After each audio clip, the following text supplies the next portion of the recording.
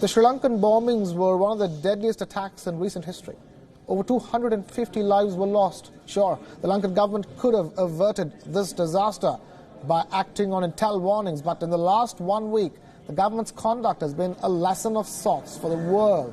In other words, Sri Lanka's crackdown on terror has been exemplary.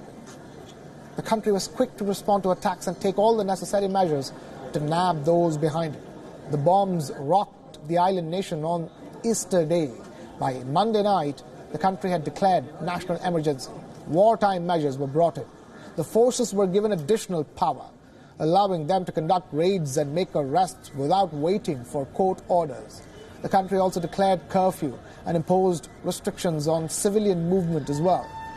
Nitty-gritties were taken care of. For example, vehicle owners were told to write their contact details down on a paper and post it on the windshield of their cars while leaving the vehicle unattended. Forces did not hesitate in frisking people in broad daylight. Authorities said that moves like these helped them in identifying suspicious objects and people. Following the Easter bombings, several countries had warned Lanka of further attacks. The US, for example, had said that the Islamic State was preparing to target popular tourist spots and places of worship in Sri Lanka. The Sri Lankan government too believed that there are 100-odd Islamic State-linked terrorists active in the island. So all necessary measures were taken to avoid another round of bloodbath in case of fresh attacks. Church services were suspended. Muslims were told to avoid public Friday prayers. Sunday masses were cancelled. Even schools were suspended for 1 whole week. Some of these measures are unprecedented. In the latest, the government banned its people from covering their faces. No burqa, no veil, not even a scarf. Authorities were not ready to take any chances.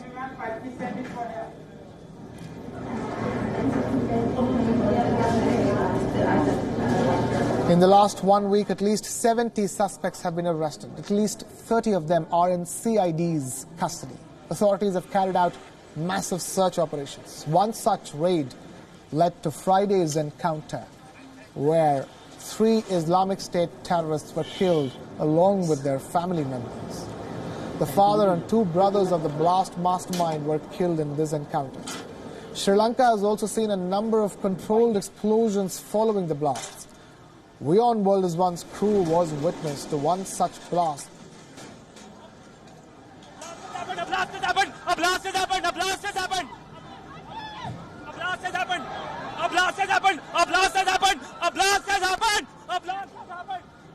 Authorities have gone after anything and everything that seemed even a little suspicious.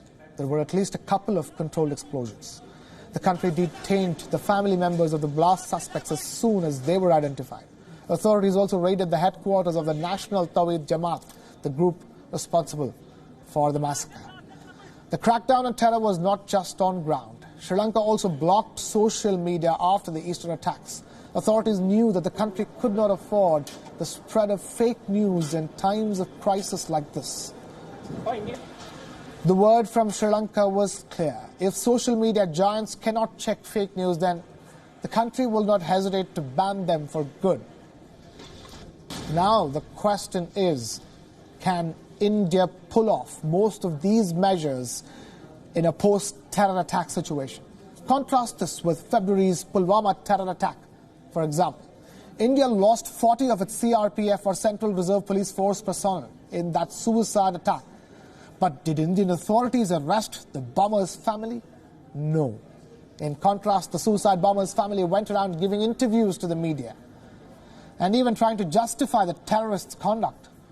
It will also be next to impossible to think of something like a burqa ban or a ban of face covers in India.